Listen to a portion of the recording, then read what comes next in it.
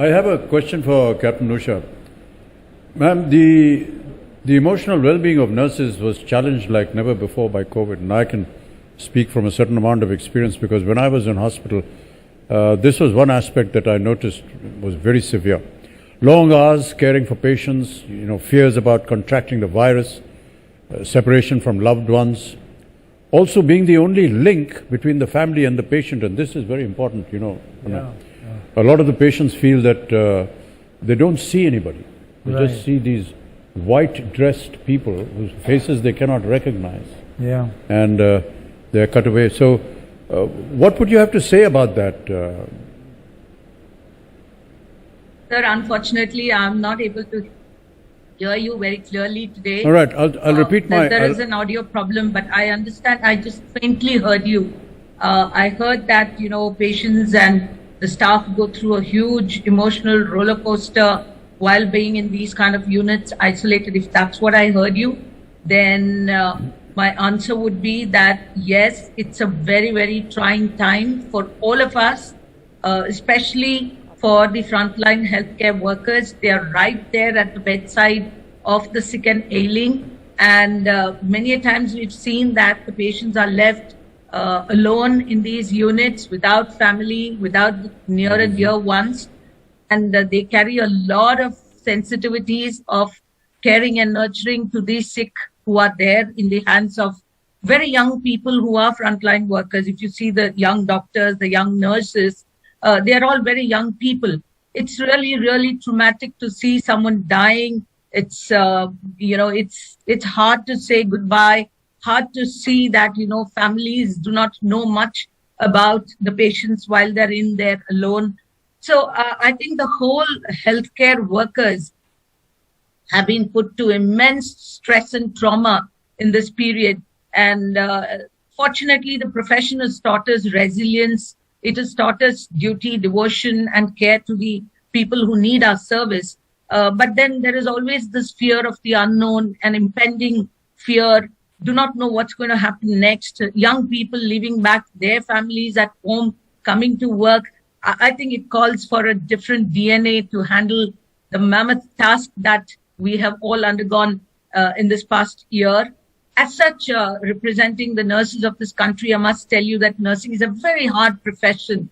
And young people coming to work without knowing what's in store for them, without fear. I think we salute the entire workers of this country today for having stepped in and taken charge with courage, conviction, and care and competence, and putting the country back on the map today to say that with great pride that we have handled the situation, we have learned lessons, we will work harder if there is an impending situation like this, and I'm sure we will come out of it strong. Yeah, thank you so much, Captain Usha.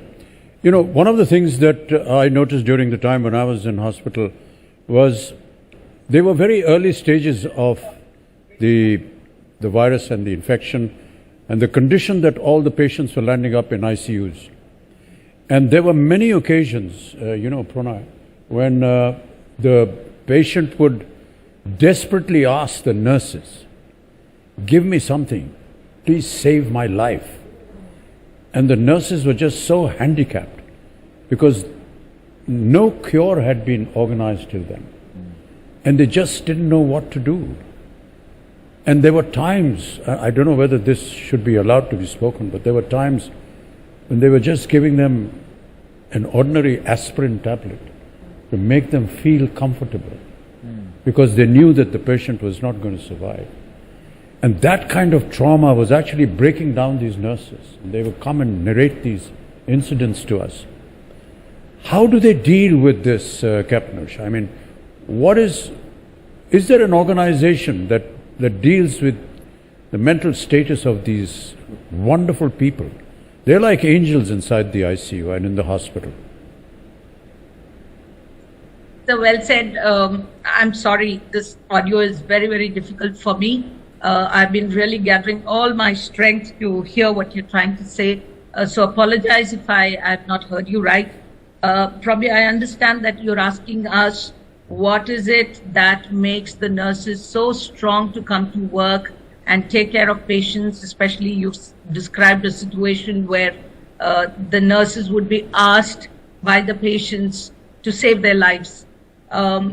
Yes, sir, I would say that the organizations have, fortunately, in the last few years, focusing on the mental health and wellness of the frontline healthcare workers, because they know that there is burnout, there's trauma, there is this emotional baggage people carry, and sometimes nurses and doctors feel like second victims.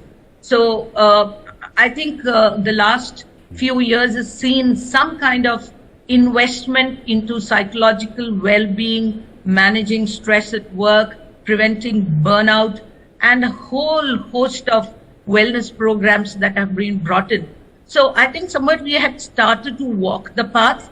Nevertheless, I would never discount the mammoth task that was in front of us, where we had to step in with courage, not knowing what's going to happen to us. And we've seen that a lot of people were torn apart when there were these mass deaths that were taking place and the country was torn apart. It had a psychological bearing on every single person. But I'm sure, we've learned this, that we have to conduct constant well-being programs. We need to talk about stress. We need to talk about our feelings. There have been helplines. Fortunately, doctors came together, nurses came together. This pandemic has united the entire world, where even nursing associations from the more developed countries came together to help. And I felt even sometimes just speaking out in a group or speaking out what you went through, venting out these kind of issues, have seen that people have been able to cope with this situation. Because coping with emotional anxiety and the situation has been a big stress for the entire workforce. And I'm glad everybody is now walking up and seeking help. Yeah. That stigma that we talk about is probably now slowly evading away from our healthcare workers, and every organization is sensitive to it. As such, we work in oncology, pediatrics, neonatology. I know while we celebrate the miracle of birth, we see a lot of death, and we stand in with dignity to support that. True. And I think in the days to come, psychological well-being and mental health, both for families, for our frontline healthcare workers, for administrators like us too, matters a lot. And I'm sure this is going to pave way to see that this is going to be a new frontier for all of us. And we will all be benefited with the psychological support systems that might fall into place. Thank you so much. Thank you.